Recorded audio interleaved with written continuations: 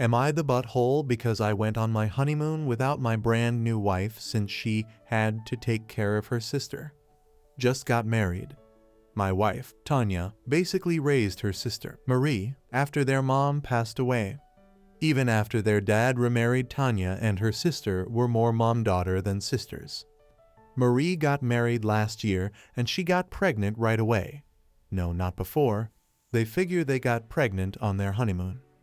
Marie went into premature labor at our wedding reception. She gave birth to a tiny but healthy baby girl, and for some reason Tanya decided that she needed to go take care of her. We were supposed to leave for our honeymoon 2 days after our wedding, but Tanya said she couldn't just leave. She isn't a doctor or a nurse. Marie has a dad, a stepmom, a husband, a mother and father-in-law. I don't understand why she had to go. But we had non-refundable tickets, and insurance didn't cover. I have to stay and take care of my sister as part of the coverage. Plus, I had booked 2 weeks off for my wedding and honeymoon. So since I was going to be home by myself doing nothing while my wife was in another city doing whatever, I went on the honeymoon by myself. I got a massive bed all to myself. I used all the resort credits that were for couples massages, romantic excursions, and special meals on deep-sea fishing and a dune buggy tour of the island. I just got back and my wife is still with her sister. But she is upset that I went on our honeymoons by myself. Was I supposed to let the money go to waste? Was I supposed to sit at home playing Diablo while I waited for her to be done? We are fighting about it. My friends all agree that I would have been dumb to waste the money and my time off. Her friends think I was a jerk to go enjoy myself while she was taking care of her sister and a new baby. I will add that there was no place for me to stay at Marie's house. Tanya is sleeping in the nursery since the baby is still in neonatal intensive care unit. Update. The baby, Emily, is home and healthy, just tiny. My sister-in-law kicked my wife out the day the baby came home. Tanya wouldn't let her do anything. Marie told her that she had plenty of help. Tanya said she didn't mind sticking around. Marie told her that her and her husband did have a problem with it. Marie also told all her relatives that if Tanya was staying with them, they weren't allowed over until she left. Tanya asked if would mind if she rented an Airbnb so she could stay nearby. I said I would prefer if she came home. We had an argument. I said that we should just not actually get married if this was going to be my life. Tanya came home to fight face to face. We had the fancy wedding and reception in Iowa for her family. We were going to get officially married in Colorado after we got back from the honeymoon. She wants to know why I'm having second thoughts. I showed her the original post and how almost 50% of the comments were calling for an annulment. I said we are both young and can walk away without losing much. All the gifts are in her dad's garage and they are easy enough to return. I said that there was no way I was going to out up with being the third wheel in our marriage. She has agreed to start going to counseling, and we are going to hold off on getting the paperwork settled for 1 year to give her a chance to decide what she wants. If she says that her sister comes first after 1 year, then I'm out. That's all. No more drama. Thanks for everyone who told me where I stood. I love Tanya, but I love myself too. Everyone who said I was an butthole for not understanding why she was needed can suck it. Next story. Am I the butthole for getting mad at my wife for having a secret abortion after I told her I didn't want kids? I have been happily married to my wife, Clara, for around 3 years now. I love this woman to pieces. I don't want to get sentimental, but she truly is my other half, and I cannot see myself with another woman, even now. Before we got married, I made my stance on children clear. I didn't want any. She agreed in the moment, and I thought that was that. About 1.5 years into our marriage, she brings up the question of children again. She asks me if I want kids. I say no, I don't. She hums and we go back to doing what we before. It wasn't a conversation so much as it was an odd question this time around, but I didn't think anything of it. We had a very robust sex life, but always took the necessary precautions. She has the implant and I use a condom around 90% of the time, so I wasn't worried. Her bookshelf recently broke, so I ordered a new one. I had wanted to build it as a surprise and put her books up on it for when she came home. While going through them, I noticed an old journal of hers. I immediately smiled and flipped through it. When we were in college, she'd carry it around. It was a future planning notebook or sorts. If she wanted something in life, she'd draw out exactly what she envisioned, add clip-ins, the whole 9 yards. Manifestation, if you will. She had shown me it in college after declaring that she wanted to pursue her doctorate, and I remember being stunned at the attention to detail. I mean, we were only sophomores, and she knew exactly what she wanted to do, what she wanted to study, and where she would take herself. It made me feel out of depth. I liked it. Anyway, I flipped through the journal, reminiscing about the past. I hadn't expected there to be any new entries, at least not anything recent that I hadn't experienced with her. But as I opened it up, I saw something I never thought I'd see. It was a section dedicated to pregnancy and baby prep. She had researched prenatal vitamins, options in our area, had images of cradles, etc. It was only 2 pages, but I remember feeling so sick. In my head, there was only one reason she'd put that in a journal like this. She wanted kids. Naturally, I was torn up.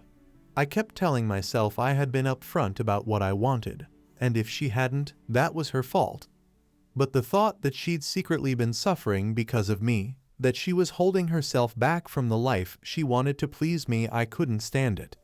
I confronted her about it as soon as we came home, and I found out the situation was a lot worse than I thought. Clara did indeed want kids, but claimed she wanted our relationship more and was okay with compromise. I asked her a million times if she was sure. I really wanted her to be honest and not feel like she had to hold anything back. She insisted that not having children wasn't a deal breaker for her, but I kept pushing.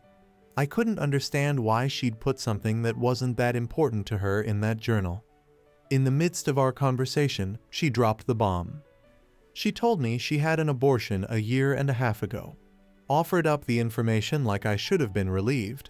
Like it was the proof she needed to convince me that she meant what she has said about children not being a deal breaker. I can't describe what I felt in that moment. What I'm still feeling. What I can say is that I have never blown up at my wife the way I did that night. I didn't put my hands on her. I would never put my hands on her. But it was not a pretty exchange. I just remember feeling hurt that she hadn't consulted me on such an important decision.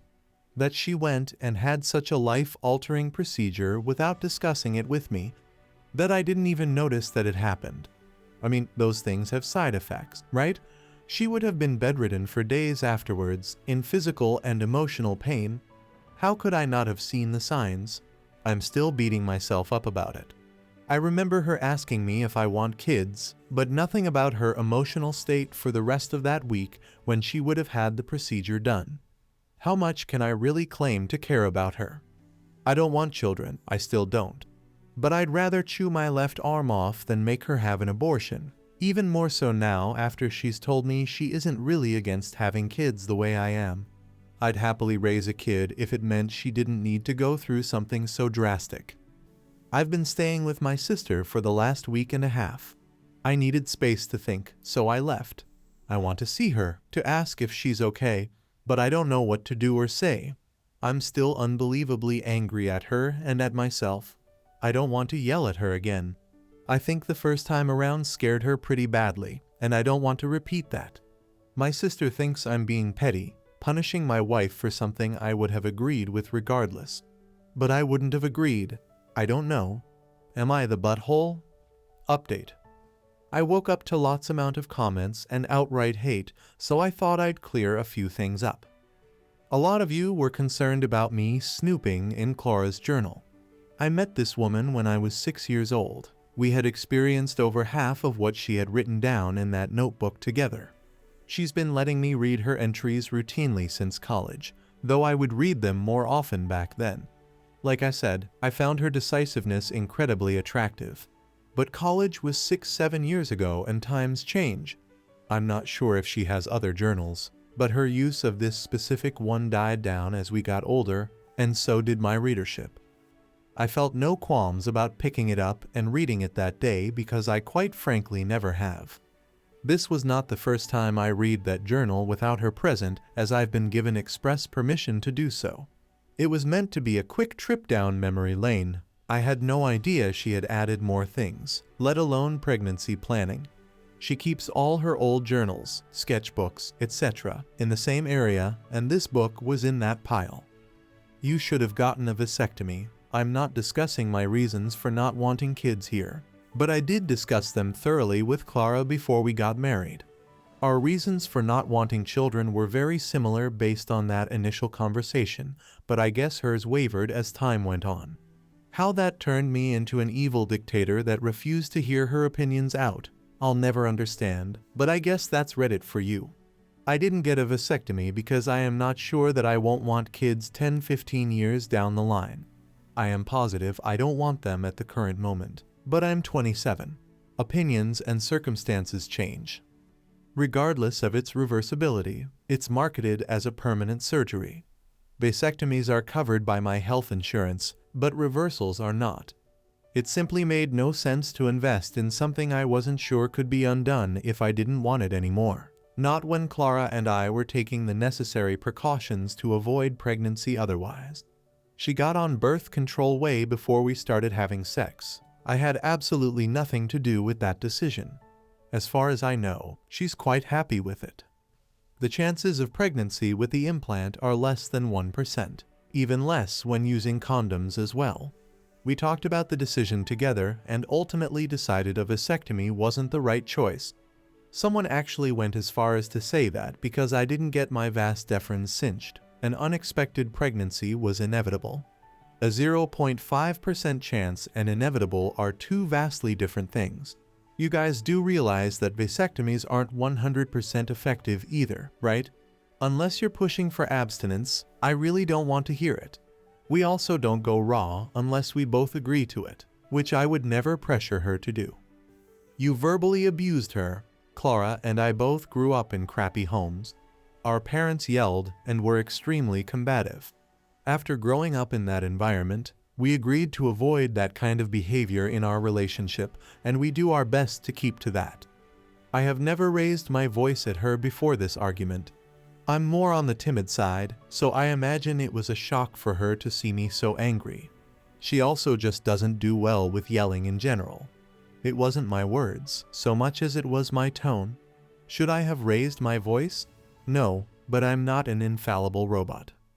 My comment about not putting my hands on her was to draw conclusions away from physical violence. Clearly, it wasn't taken that way and had the opposite effect. The exchange was heated on both sides. Lots of things were said. It was the worst disagreement we have ever had, and we have been together for close to a decade, close friends for even longer. That being said, I still think it was on the tamer side of the overall spectrum, relative to other people. That spectrum might be a bit skewed due to my childhood, but take that as you will. You're a jerk for leaving her for a week and a half. To be fully clear, this was a mutually respected decision. I told her I needed space to think. She suggested I take it outside the house. Granted, she wasn't the happiest when she said it, but we had just finished a heated argument. We texted the entire time I was at my sister's place. Very dull and mundane conversation, mostly pleasantries, but I didn't just abandon her. We weren't speaking audibly, but we weren't no contact. I don't know how else to phrase that. Things were just tense and very different from our usual level of interaction. Everything was surface level. We would check to make sure the other ate, showered, whatever else, but that was it. There was no continuation of our discussion while we were apart. We were both taking the time to make sure we were in the right headspace to have a proper conversation, as is common for our relationship. It just took me a bit longer to get there. She wouldn't have been bedridden. Abortions aren't that deep. I'll concede to the physical aspect of this. I've often heard them described as a bad period, and a lot of the women in my life tend to tap out during their monthlies, which is what I based my assumption on. I accept that it was incorrect. though I'm not sure if I should, because half of you agreed with my take in the post, condemning me for not noticing, and the other half told me I was overreacting. Again, I guess that's Reddit for you. More importantly, I will not agree on the general take on the emotional aspect. At the time, I still did not believe Clara genuinely wanted to have an abortion after hearing her updated stance on having kids. I imagined her feelings would be on par with someone who experienced a miscarriage rather than an abortion because of this. I still do. The only thing that would change my mind at this point is Clara herself. You should go to couples counseling and seek therapy individually. We are both in different types of talk therapy and have been for several years. I'm not sure how helpful couples therapy would be on top of that, but I'm not opposed to it. Asking if you wanted kids was consult enough. She doesn't owe you anything. Reading through the comments, many of you thought this, and we're simply going to have to disagree. As the father of the child, the decision to abort should not have been made without my clear and explicit knowledge that she was pregnant. We weren't separated at the time, nor did I cheat, and contrary to popular belief, I'm not abusive. I deserve to know. I won't apologize for expecting my wife to consult me on family planning decisions. I'd do the same for her 10 times over if roles were reversed. Call it controlling. I really don't care. Asking if I want kids is a completely different discussion than terminating a pregnancy. I am on my way home now and will update if the situation changes, likely sometime this week. I'd ask for well wishes, but I think it's clear none of you are rooting in my favor. Effing hell. Final update. Before I get into where Clara and I are now, a lot of you had some misconceptions concerning things like me reading Clara's journal, vasectomies, and other things. I made a separate post addressing those. Read it, don't, whatever. I came home the morning following my initial post and Clara, and I had a very long conversation. We both apologized for letting the previous conversation get out of hand and acting out of character. I also explained why I left in the first place and apologized for raising my voice. She's especially sensitive to that kind of thing, so I addressed it first. She forgave me and said as long as we could keep things calm this time around it would be okay. She was more interested in finding out what I was so deep in thought about that I was gone for so long. Again, we do take breaks from conflicts from time to time and revisit them when we're calmer, though this was the first one where I physically removed myself from her proximity. I told her how I initially felt after reading her journal entry. I hadn't been mad then. Part of me was confused we had agreed on no kids before getting married after all. The other half was riddled with anxiety. Contrary to what you may all think, I adore Clara. She is quite honestly one of only good things this life has given me. I didn't want to lose her, but if she wanted kids badly enough to put them in her journal, I wasn't sure what that would mean for us. She downplayed the importance of the entry. In her view, not everything she puts into the journal is something she's genuinely hoping for. Some things are just nice to fantasize about, and not every fantasy is meant to be reality. I was honest. I told her that her words were hard to believe given how meticulously she had written everything down and planned it out. The last thing I wanted was for her to harbor resentment over what her life could have been. She assured me that wasn't the case, but I'm still unsure. Talking about the abortion itself was hard on both of us. I wanted to know if she was in pain, what signs I had missed.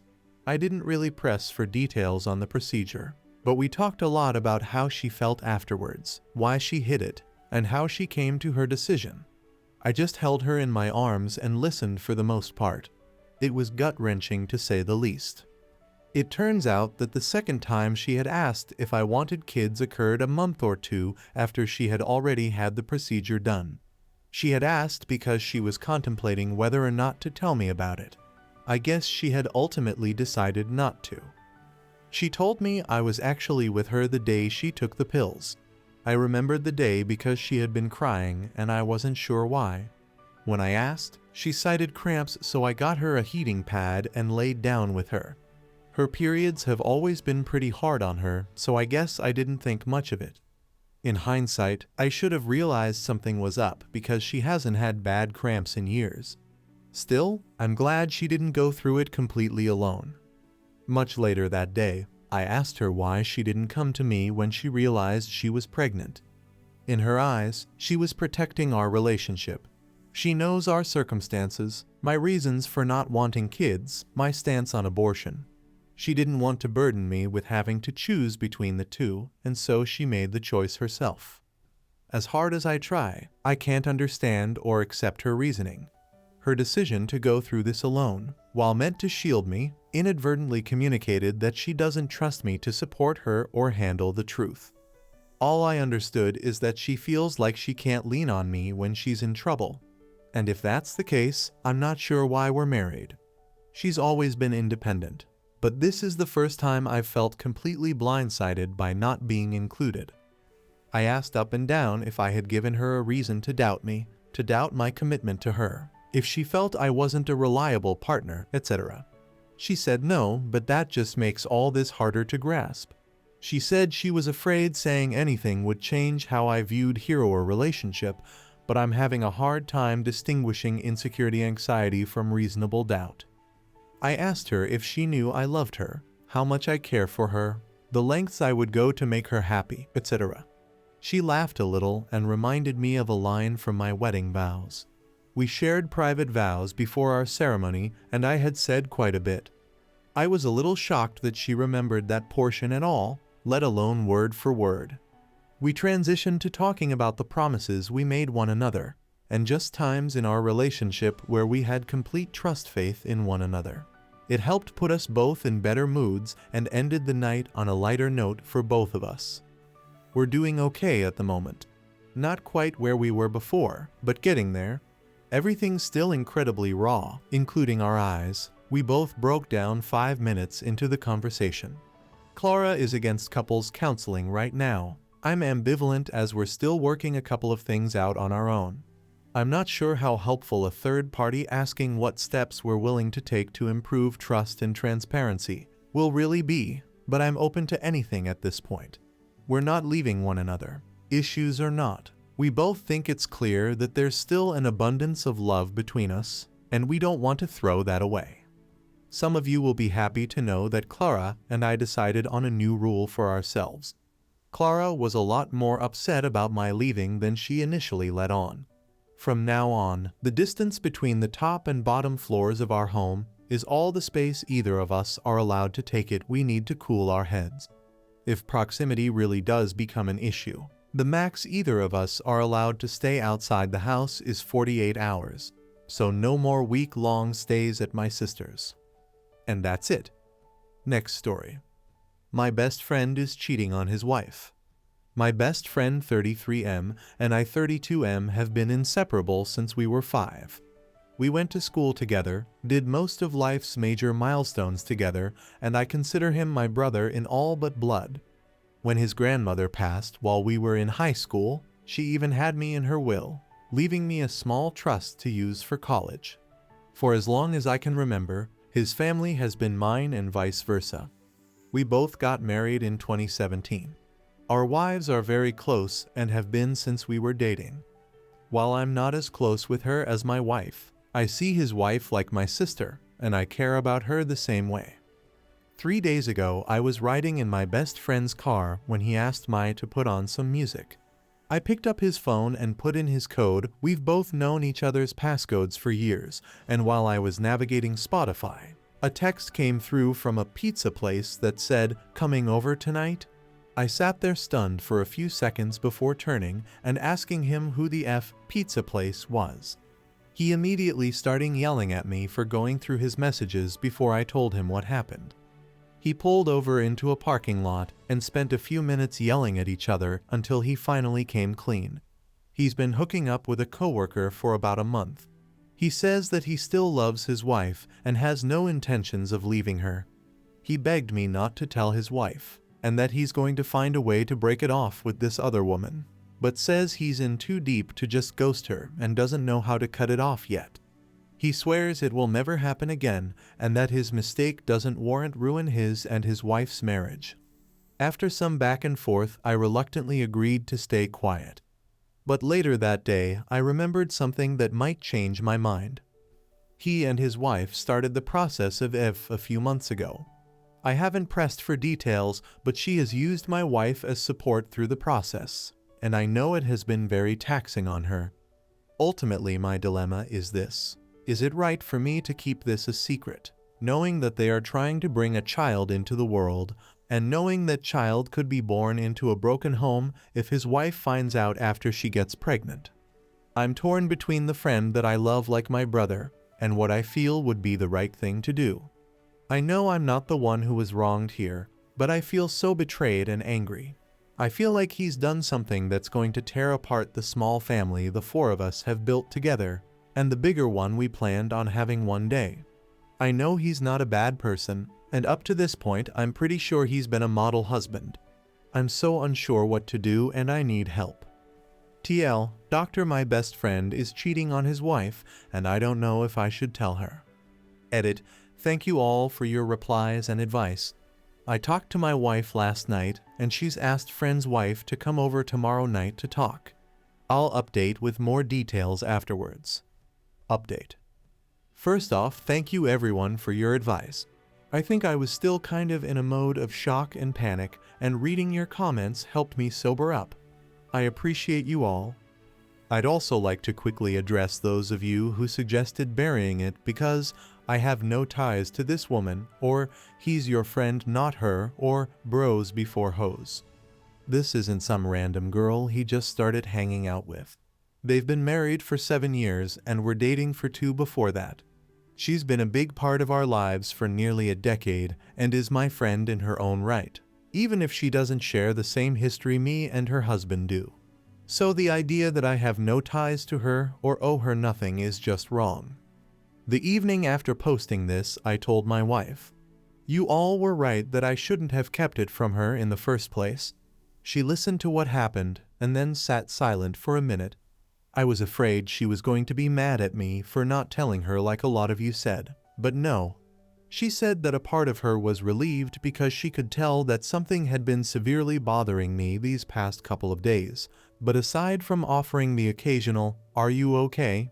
she decided that I would tell her when I was ready to share. Though, when I told her about the thread, she was slightly annoyed and thought it was silly for me to have brought my problem to a bunch of strangers on the internet before I brought it to her. I apologized for not telling her sooner and for waiting to act despite knowing in my heart what I needed to do. My wonderful, amazing, and astoundingly understanding wife responded with, "Even when we're sure what is right, it's only human to hesitate when we know it's going to cost us dearly." That said, she and I are all good. After our discussion, I showed her the thread. She read comments for nearly an hour before we started talking again. Ultimately, we decided that we had to tell my friend's wife, who I will from here on refer to as sister so I don't keep having to say friend's wife. The reason we did this instead of an ultimatum is my wife was concerned he would use the time to cover his tracks or orchestrate her opinion against us. Neither of us really felt that would be in character for him, but we wouldn't have thought it in character for him to cheat either.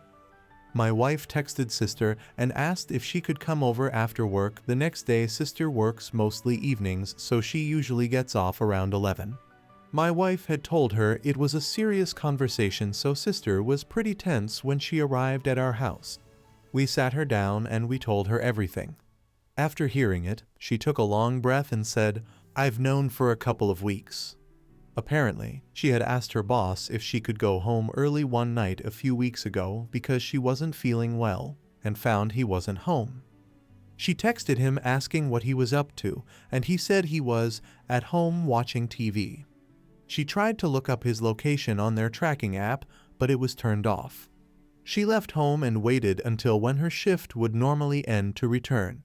He was home when she got there, and when she asked how his evening was or if he did anything interesting, he told her had been home all evening watching TV and playing video games.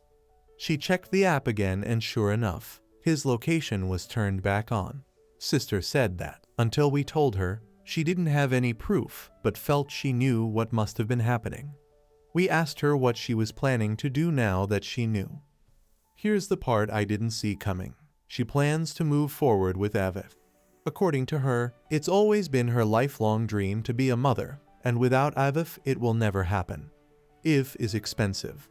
She won't be able to afford it on her own, and she's afraid that if she leaves her husband, she'll never get another chance.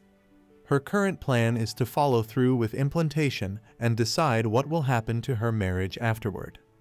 She says they have a healthy embryo and she wants to give her child a chance, even if it means she could end up raising the child on her own. When I asked if there was any way she could see them reconciling when this is all over, she said it depended on him. In the end, she asked us to please keep it quiet and not tell him that she knows. We agreed and assured her we'd be there for her if she needed anything. I called my friend the next day and told him that, while I still love him, I need space after learning what he did and that we wouldn't be seeing each other for a while. I still feel a lot of things: relief from not bearing the secret, sorrow for sister, and what I fear she's going to have to go through, anger at my friend for destroying our family as it has been, if not destroying it entirely, and grief from what feels like the loss of the person who has been with me my whole life. I hope for all three of their sakes they can work it out, but I know those chances are slim. This whole thing has been exhausting, and while I'm not sure exactly how to move on from it, now I can at least try. Thank you all again for your help. I doubt I'll have any more updates. I hope you guys like this video. If you did, make sure like, comment, share, and subscribe the channel James Stories.